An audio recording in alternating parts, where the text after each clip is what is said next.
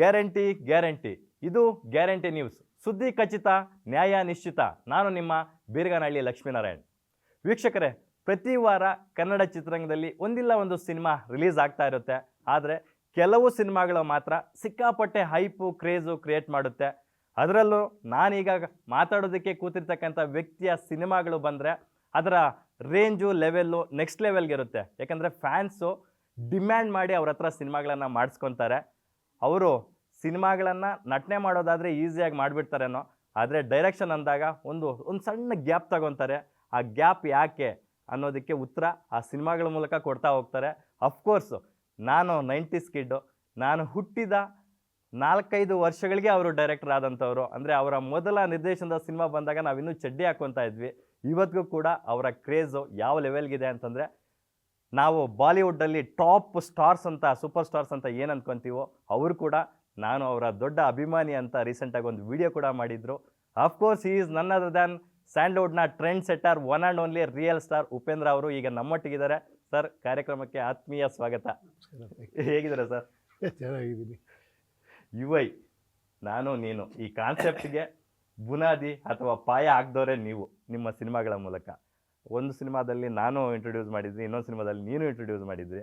ಇವಾಗ you and I, ನಾನು ನೀನು ಇಬ್ಬರನ್ನು ಒಟ್ಟಿಗೆ ಸೇರಿಸಿ ಬಿಗ್ ಸ್ಕ್ರೀನ್ಗೆ ತರ್ತಾ ಇದ್ದೀರಾ. What it is sir? ನೀವೇ ಹೇಳ್ಬಿಟ್ರಿ. ನನಗೆ ಆನ್ಸರ್ ಹೇಳ್ಬಿಟ್ಟು ಕ್ವಶನ್ ಕೇಳೋದಿದೆಯಲ್ಲ, ಚಡ್ಡಿ ಆಗ್ತಿದೆ ಅಂದ್ರಿ.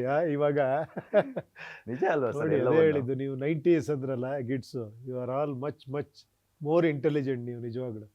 ಯಾಕಂದರೆ ಹೊಸ ಟ್ರೆಂಡಲ್ಲಿ ಇಡ್ತೀರ ನೀವೆಲ್ಲ. ನೋಡಿ, ನೀವೇ ಹೇಳ್ಬಿಟ್ಟು ನನ್ನ ಕ್ವಶನ್ ಕೇಳ್ತೀರಿ ಅಂತ ಕಿಲಾಡಿ ನೀವು.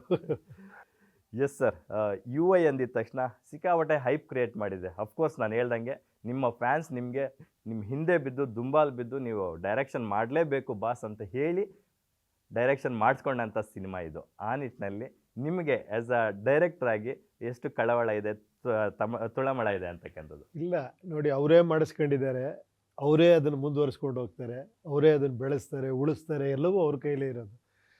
ಸೊ ಒಂದಂತೂ ನನಗೆ ಏನು ಕೆಲಸ ಮಾಡೋದಕ್ಕೆ ಏನು ಆ ಸ್ಪಿರಿಟ್ ಬರೋದೇ ಆ್ಯಕ್ಚುಲಿ ಆ ಒಂದು ಇದರಿಂದ. ಫ್ಯಾನ್ಸ್ಗಳು ಮಾಡಬೇಕು ಅಂದಾಗ, ಅಂದರೆ ಇಷ್ಟು ವರ್ಷ ಆಯಿತು, ಇವತ್ತಿಗೂ ಏನೋ ಕೇಳ್ತಾರೆ ಅಂದರೆ ನನ್ನಲ್ಲಿ ಇನ್ನೂ ಏನೋ ಇರಬೇಕು ವಿಷಯ ಅಂತ ಏನೋ ಒಂದಷ್ಟು ಟ್ರೈ ಮಾಡ್ತೀನಿ ಅಷ್ಟೇ. ಉಪ್ಪಿಗಿಂತ ರುಚಿ ಬೇರೆ ಇಲ್ಲ, ಒಪ್ಪಿಕೊಂಡವರು ದಡ್ಡರಲ್ಲ ಅಂತಕ್ಕಂಥದ್ದು ಅದು ನಿಮ್ಮ ಸಿನಿಮಾದ ವೇದವಾಕ್ಯ ಆದರೂ ಕೂಡ ಅದು ರಿಯಾಲಿಟಿಯಲ್ಲಿ ನಿಜ ಕೂಡ ಹೌದು. ಒಪ್ಕೊಂಡವ್ರು ಯಾವತ್ತೂ ದಡ್ಡರಲ್ಲ. ಎಲ್ಲಾರನ್ನೂ ಒಪ್ಕೊಂಡವರು ಅವ್ರು ಒಪ್ಕೊಳ್ಳೋದೇ ಇಲ್ಲ, ಒಪ್ಕೊಂಡ್ರೆ ಅವ್ರು ದಡ್ಡರಲ್ಲ 100%. ಎಸ್ ಸರ್, ಅದು ಸತ್ಯ. ಎಸ್ ಸರ್, ಉಪ್ಪಿಗಿಂತ ರುಚಿ ಇಲ್ಲ, ಅದು ಉಪ್ಪಿಗೆ ಹೇಳಿರೋದು. ಆ ಉಪ್ಪೇ ಈ ಉಪ್ಪಿ ಸರ್. ಅಂದರೆ ಈಗ ಒಂದು ಅಡುಗೆಗೆ ಉಪ್ಪು ಎಷ್ಟು ಇಂಪಾರ್ಟೆಂಟು, ಚಿತ್ರರಂಗಕ್ಕೆ ಈಗ ಪ್ರಸ್ತುತಕ್ಕೆ ಉಪೇಂದ್ರ ಅವರು ಹಾಗೆ ಅಂತ ನಾವು ಭಾವಿಸ್ತೀವಿ. ಹಾಗಲ್ಲ, ಎಲ್ಲರೂ ಇಂಪಾರ್ಟೆಂಟೇ ಸಿನಿಮಾಗೆ. ಮೊದಲನೇ ಇಂಪಾರ್ಟೆಂಟ್ ಅವರು ಇದ್ದರೆ ನಾವು ಯಾರಿಗೆ ಮಾಡ್ತೀವಿ ಹೇಳಿ, ಅವ್ರಿಗೆ ಮಾಡೋದು. So they are the most important and they are the most intelligent people. They are the most, ನಾನು ಏನೋ ಎಕ್ಸಾಗರೇಟ್ ಮಾಡ್ತಿದ್ದೀನಿ, ಏನೋ ಮುಖಸ್ತುತಿಗೆ ಹೇಳ್ತೀನಿ ಅಂತಲ್ಲ, ಅದು ಯಾವತ್ತಿಂದನೂ ಪ್ರೂವ್ ಆಗಿದೆ. ಅವ್ರು ಯಾರ್ಯಾರಿಗೆ ಯಾವ ಜಾಗ ಕೊಡಬೇಕು, ಚೇರ್ ಕೊಡಬೇಕಾ, ಸಿಂಹಾಸನ ಕೊಡಬೇಕಾ, ನೆಲ ಕೊಡಬೇಕಾ, ಪ್ರತಿಯೊಂದು ಅವರೇ ಫಿಕ್ಸ್ ಮಾಡ್ತಾರೆ. ಸೊ ಅಲ್ಲಲ್ಲಿ ನಾವು ಕೂತ್ಕೊಬೇಕಷ್ಟೆ, ಅದು ಅಲ್ಟಿಮೇಟ್ ಸತ್ಯ ಅದು. ಸರ್, ಫ್ರಮ್ ತರ್ಲೆ ನನ್ನ ಮಗ ಸಿನಿಮಾದಿಂದ ಈಗ ಯು ಐ ಸಿನಿಮಾದವರೆಗೂ ನಿಮ್ಮ ಸಿನಿಮಾದಲ್ಲಿ ಒಂದು ಲೇಯರ್ ಅಂತೂ ಇರಲ್ಲ. There are many layers in your movie, each and every movie. So ಆ ನಿಟ್ಟಿನಲ್ಲಿ ಈ ಸಿನಿಮಾದಲ್ಲಿ ಎಷ್ಟೆಲ್ಲ ಲೇಯರ್ಸ್ನ ನಾವು ಎಕ್ಸ್ಪೆಕ್ಟ್ ಮಾಡ್ಬೋದು, ಏನೆಲ್ಲ ಎಕ್ಸ್ಪೆಕ್ಟ್ ಮಾಡ್ಬೋದು ಅಂತ? ಅದು ಗೊತ್ತಿಲ್ಲ. Expectation is injurious to health ಅಂತ. ಅಲ್ಲ, ಖಂಡಿತ ಈ ಸಿನಿಮಾ ಎಲ್ಲ ಸಿನಿಮಾಗಳಲ್ಲೂ ಆ ಥರ ಇರುತ್ತೆ. ಈ ಸಿನಿಮಾಲಿ ಒಂದು ಎಕ್ಸ್ಪರಿಮೆಂಟಲ್ ಥರ ಮಾಡಿದ್ದೀನಿ ಆ್ಯಕ್ಚುಲಿ. ಅಂದರೆ ಅದು ನನಗೊಂದಿದೆ ಅಷ್ಟೇ, ಏನೋ ಒಂದು ಸಿನಿಮಾಗಳು ಮಾಡ್ತಾ ಬಂದಾಗ ಇನ್ನೇನು ಮಾಡ್ಬೋದು, ಇನ್ನೇನು ಹೊಸ ಥರ ಮಾಡ್ಬೋದು ಅಂದಾಗ ಒಂದು ಐಡಿಯಾ ಇದರಲ್ಲಿ ಏನಂದರೆ ಸಿಂಬಾಲಿಸಮ್, ಮೆಟಫರಿಕಲ್ ಆಗಿ ಈ ಪಿಕ್ಚರ್ ಮಾಡೋಣ ಅಂತಲೇ ಹೊರಟಿದ್ದು. ಸೊ ಮೆಟಫರಿಕಲ್ಲಾಗಿ ಗೊತ್ತಿಲ್ಲ, ಸಿನಿಮಾಗಳು ಬಂದಿರ್ಬೋದು, ನನಗೆ ಗೊತ್ತಿಲ್ಲ. ಬಟ್ ಅವಾಗ ಏನಾಗುತ್ತೆ ಅಂದರೆ, ಮೆಟಫರ್ ಅಂದಾಗ ನಿಮಗೆ ಉಪಮೇಯಗಳು ಏನೋ ಆ ಥರ, ಅಂದರೆ ನೀವು ಒಂದನ್ನು ನೋಡಿದಾಗ ಅದರಲ್ಲಿ ಏನು ಹೇಳಿ, ಯಾವುದೋ ಒಂದು ಕ್ಯಾರೆಕ್ಟ್ರಿಗೆ ಒಂದು ವೇಷ ಹಾಕಿದಾಗ ಅದು ಎಲ್ಲವನ್ನೂ ಸಿಂಬಲೈಸ್ ಮಾಡುತ್ತೆ ಆ್ಯಕ್ಚುಲಿ. ಆ ಥರ ಒಂದು ಸೆಟ್ಟಲ್ಲಿ ಏನೋ ಮಾಡಿದಾಗ ಅದು ಎಲ್ಲವನ್ನೂ ಸಿಂಬಲೈಸ್ ಮಾಡುತ್ತೆ ಅಷ್ಟೇ, ಅದು ಒಂದು ಪರ್ಟಿಕ್ಯುಲರ್ ಆಗಿರಲ್ಲ. ಸೊ ಎಲ್ಲವನ್ನೂ ಸೇರಿಸಿ ಅದರೊಳಗೆ ಒಂದು ಏನೋ ಒಂದು ಅರ್ಥ ಕೊಡಬೇಕಂದ್ರೆ ಅದಕ್ಕೆ ಸೆಟ್ಟು ಇಂಪಾರ್ಟೆಂಟು, ಏನು ಹೇಳಿ, ಅಲ್ಲಿ ಆರ್ಟಿಸ್ಟು, ಅವ್ರ ಪರ್ಫಾರ್ಮೆನ್ಸು, ಅವರ ಕಾಸ್ಟ್ಯೂಮ್ಸು ಎಲ್ಲವೂ ಇಂಪಾರ್ಟೆಂಟ್ ಆಗುತ್ತೆ. ಆ ಒಂದು ಪ್ರಯತ್ನ ಮಾಡಿದ್ದೀವಿ ಪಿಕ್ಚರಲ್ಲಿ. ನೀವು ಉಪಮೇಯ ಅಂದಿದ್ದಕ್ಕೆ ನಂಗೆ ನೆನಪಾಗಿದ್ದು, ಇನ್ಫ್ಯಾಕ್ಟ್ ಫಸ್ಟ್ ಲುಕ್ ಬಿಟ್ಟಾಗ ಕುದುರೆ ಮೇಲೆ ನೀವು ಕೂತು ಒಂದು ಮಂಕಿ ಕ್ಯಾಪ್ ಹಾಕೊಂಡು ಬರ್ತಾ ಇರ್ತಕ್ಕಂಥದ್ದು ಒಂದು ಫಸ್ಟ್ ಲುಕ್ ಬಿಟ್ಟಾಗಲೇ ತುಂಬ ಕನೆಕ್ಟ್ ಆಯ್ತು ಎಲ್ರಿಗೂ. ಸಾಮಾನ್ಯವಾಗಿ ಕುದುರೆಗಳಿಗೆ ಕೊಂಬಿರಲ್ಲ, ಅಂದರೆ ವ್ಯಕ್ತಿಗಳ ವ್ಯಕ್ತಿತ್ವ ಕೂಡ ಕೆಲವು ಹಂಗೆ ಅನಿಸುತ್ತೆ. ನಿನ್ಗೇನು ಕೊಂಬಿದೆಯಾ ಅಂತ ನಾವೆಲ್ಲ ಮಾತಾಡುವಾಗ ಅಫ್ಕೋರ್ಸ್ ಕೊಂಬಿರ್ತಕ್ಕಂಥ ಕುದುರೆ ಮೇಲೆ ನೀವು ಕೂತಾಗ್ಲೇ ಇದು ಸಮಥಿಂಗ್ ಡಿಫ್ರೆಂಟ್ ಅಂತ ಅನಿಸ್ಬಿಡ್ತು. ಥ್ಯಾಂಕ್ ಯು ನಿಜವಾಗ್ಲೂ. ಆ ಕುದುರೆಗೆ ಕೊಂಬಿಡಬೇಕು ಅಂತ ಯಾಕೆ ಅನಿಸ್ತು ಸರ್? ಅದು ಸಿನಿಮಾದಲ್ಲಿ ಇರುತ್ತಾ ಆ ಥರದ? ಅದಕ್ಕೆ ನೀವು ಹೇಳ್ದಂಗೆ ಉಪಮೇಯನ ತಗೋಬೋದು ಅಲ್ಲಿಗೆ ಅಂತ? ಖಂಡಿತ. ಅದು ಆ್ಯಕ್ಚುಲಿ ನೀವು ಆಲ್ರೆಡಿ ಮಾಡ್ಕೊಂಡ್ಬಿಟ್ಟಿರ್ತೀರ ಅದನ್ನೆಲ್ಲ ನೀವೇ.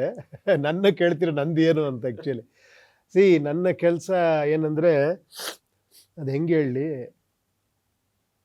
ಏನೋ ನಿಮ್ಮೊಳಗೆ ಟ್ರೈ ಮಾಡಿ, ನಿಮ್ಮೊಳಗೆ ಹೋಗಿ ಎಲ್ಲರೊಳಗೆ ಏನಿದೆ ಅಂತ ನೋಡಿ, ನನ್ನೊಳಗೆ ಅದೇ ಇದೆಯಾ, ನನಗೂ ನಿಮಗೂ ಡಿಫ್ರೆನ್ಸ್ ಇದೆಯಾ, ಫಸ್ಟು ಈ ಒಂದು ಇದಾಗತ್ತೆ. ಆ್ಯಕ್ಚುಲಿ ನಾನು ಯೋಚನೆ ಮಾಡೋದು ನೀವು ಯೋಚನೆ ಮಾಡ್ತಿದ್ದೀರಾ, ನಿಮ್ಗೆ ಆ ಫೀಲ್ ಇದೆಯಾ, ಅಥವಾ ನನ್ನೊಳಗಿರೋವಂಥ ಈ ಏನು ಹೇಳಿ ಈ ಒಂದು ಒಳಗಡೆ ನಡೀತಿರೋ ಒಂದು ಘರ್ಷಣೆ ಇದೆಯಲ್ಲ, ಅದೆಲ್ಲರಲ್ಲೂ ಇದೆಯಾ. ಕೆಲವು ಕಡೆ ಇದೆ ಅನಿಸುತ್ತೆ ಆ ಥರದ್ದು. ಅಂಥ ವಿಷಯನ ಫಸ್ಟ್ ತೊಗೊಂಡು ಅದನ್ನು ಮಾಡ್ತಾ ಹೋದಾಗ ನನ್ನ ಜೊತೆ ನೀವು ಮಾಡ್ತಾ ಇರ್ತೀರ ಸಿನಿಮಾನ, ಆ ಥರ ಅದು. ನಾನು ರೀಸೆಂಟಾಗಿ ಲಹರಿ ವೇಲು ಸರ್ದೊಂದು ಇಂಟರ್ವ್ಯೂ ಮಾಡಿದೆ. ಅದರಲ್ಲಿ ನಿಮ್ಮ ಬಗ್ಗೆ ಅವರು ಬಹಳ ಬ್ಯೂಟಿಫುಲ್ಲಾಗಿ ವರ್ಣನೆ ಮಾಡ್ತಾ ಹೋದರು, ನಿಮ್ಮ ಟ್ಯಾಲೆಂಟ್ ಬಗ್ಗೆ, ನಿಮ್ಮಲ್ಲಿರ್ತಕ್ಕಂಥ ಕೆಲಸದಲ್ಲಿನ ರಾಕ್ಷಸತ್ವದ ಬಗ್ಗೆ ಎಲ್ಲನೂ.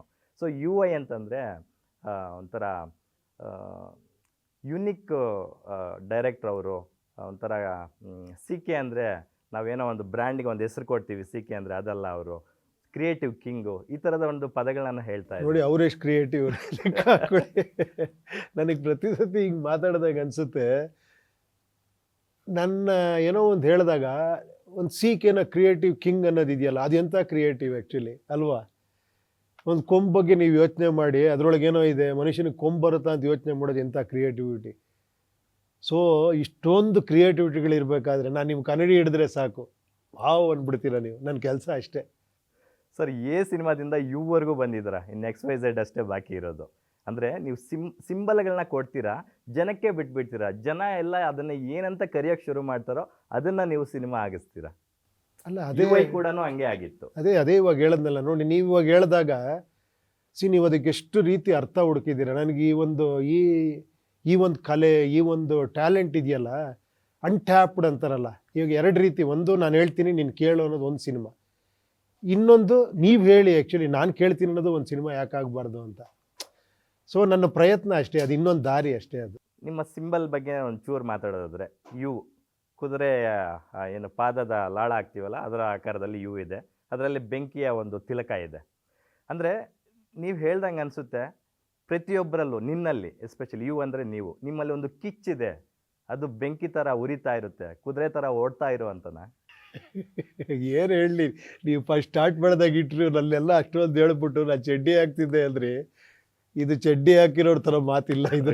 ಯಾವ ಲೆವೆಲ್ಗೆ ಅಲ್ಲ ನಿಜವಾಗ್ಲೂ ನೋಡಿ, ನೀವು ಹೆಂಗೆ ಹೇಳ್ತಿದ್ದೀರಾ ನೋಡಿ, ಆನ್ಸರೇ ಹೇಳ್ತಾ ಇದ್ದೀರಾ ನೀವು. ಸುಮ್ಮನೆ ನನ್ನ ನೋಡ್ತೀರಾ ನೀವು ಅಷ್ಟೇ, ಈಗ ಯೋಚನೆ ಮಾಡಿದ್ಯಾ ನೀನು ಅಂತ. ಅದು ನಿಮ್ಮ ಬಾಯಲ್ಲಿ ಕೇಳಬೇಕು ಸರ್ ಒಮ್ಮೆ. ಇಲ್ಲ, ನಿಮ್ಮ ಬಾಯಲ್ಲಿ ಕೇಳೋದೇ ಚಂದ ಆ್ಯಕ್ಚುಲಿ.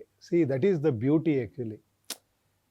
ನೋಡಿ ಯಂಗ್ ಜನ್ರೇಷನ್ ಯಾವ ಲೆವೆಲ್ಗೆ ಯೋಚನೆ ಮಾಡುತ್ತೆ, ಕುದುರೆ ಓಡ್ತಾ ಇರುತ್ತೆ, ಅದ್ರ ಮಧ್ಯೆ ಇರೋ ಬೆಂಕಿ, ಇದಕ್ಕಿನ್ನ ಇನ್ನೇನು ಬೇಕು ಆ್ಯಕ್ಚುಲಿ ಹೇಳಿ. ನನಗೆ ಖುಷಿ ಕೊಡೋದಕ್ಕೆ ಸಿನಿಮಾ ಮಾಡೋಕ್ಕಿನ್ನ ಆ ಸಿನಿಮಾ ರಿಯಾಕ್ಷನ್ ನೋಡೋದಿದೆಯಲ್ಲ, ನನಗೆ ಆ ಕಿಕ್ ಇದೆಯಲ್ಲ. ನನಗೆ ಸಿನಿಮಾ ಮಾಡೋದು ಒಂದು ಕಿಕ್ ಬೇರೆ, ಬಟ್ ಅದು ರಿಯಾಕ್ಷನ್ಗಳು ಈ ಥರ ಕೇಳೋದಿದೆಯಲ್ಲ, ಅದು ನನಗೆ ಸಿಕ್ಕಾಪಟ್ಟೆ ಕಿಕ್ ಕೊಟ್ಟು ಇನ್ನೊಂದು ಸಿನಿಮಾ ಮಾಡಿಸುತ್ತೆ ಅಷ್ಟೇ.